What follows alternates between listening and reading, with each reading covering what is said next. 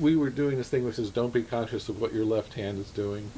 I want to see what the beginning would sound like if you weren't conscious of what your left hand or your right hand was doing.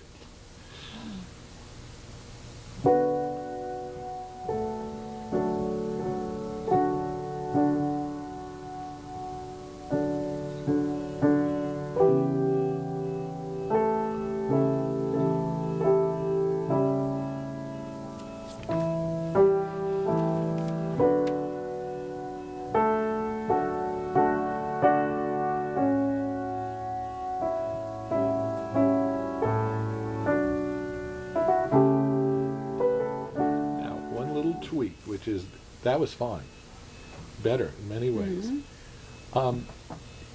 You're not conscious of what each hand is doing, but can you go over to the hi-fi set and turn the volume switch up a little bit? Same performance, same person Louder. playing.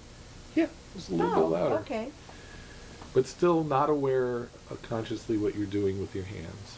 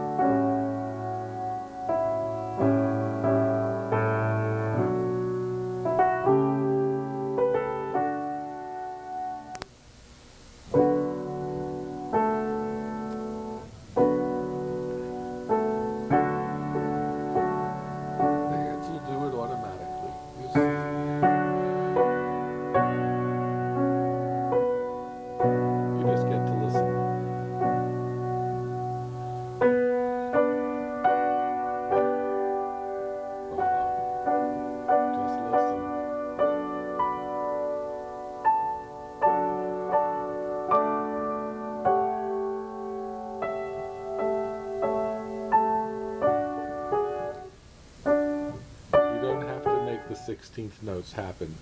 They just happen on their own.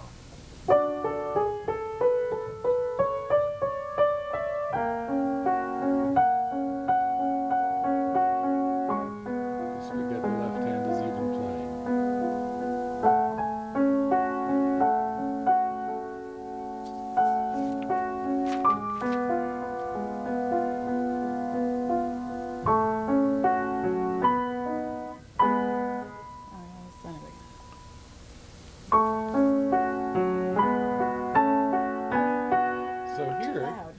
So here the trick is, okay, here it doesn't work to be totally unaware of what the left hand does.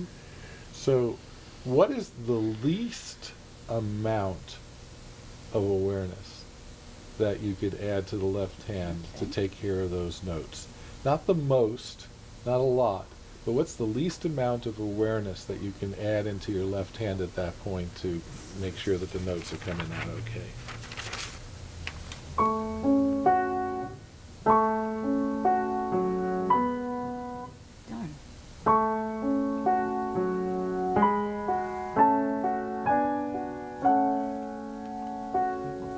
There's a little dial in your consciousness, and you're not changing notes or fingers. You're adjusting the dial. It's totally my fault. You're adjusting the dial to have a little more awareness, a little less awareness. There's certain notes, like the fourth note in the left hand, the lower F sharp there. That just might need a little more awareness than some of the others. Yeah. But then my hands are out of control in terms of they're like playing any way they want instead of I don't know, it's like some superhero out of control. Yes, yes. So how would you like the first note in the left hand to sound by itself? And how would you like the second note to sound? And the third note?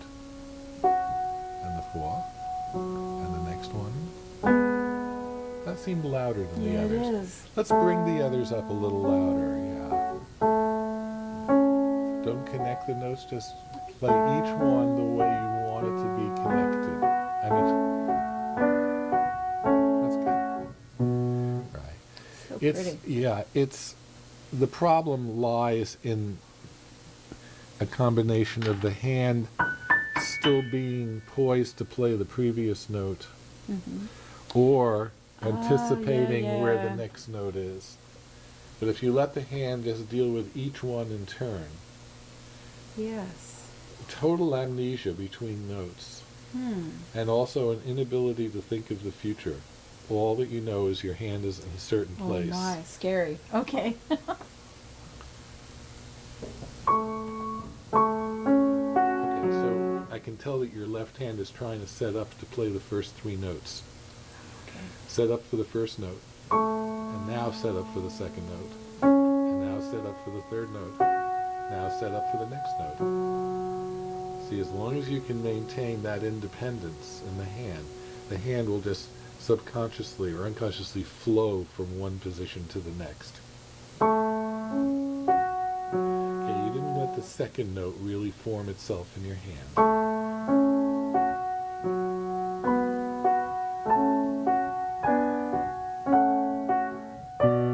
I wasn't using the pedal either. Also, I think you can handle those double notes a little more smoothly in the left hand. Yeah. Okay, so I'm looking at your hand, and I see your hand trying to move up that way towards the high F sharp. Yeah. Just stay there on those two notes. And now play the F sharp. That's it. Now center there, and center there. And you can leave sort of a blurry trail behind in your hand to connect them, but not much of one.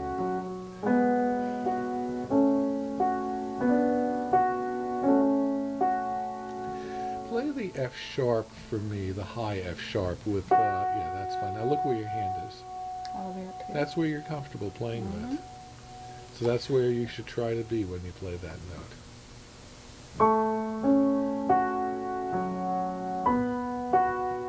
You're reaching over from I here. felt myself doing it. Yeah, it's this. So it should be back. Okay. There's no connecting motion. It's just there and it's there. There is a connecting motion, but you want the cerebellum to handle that subconsciously. Okay.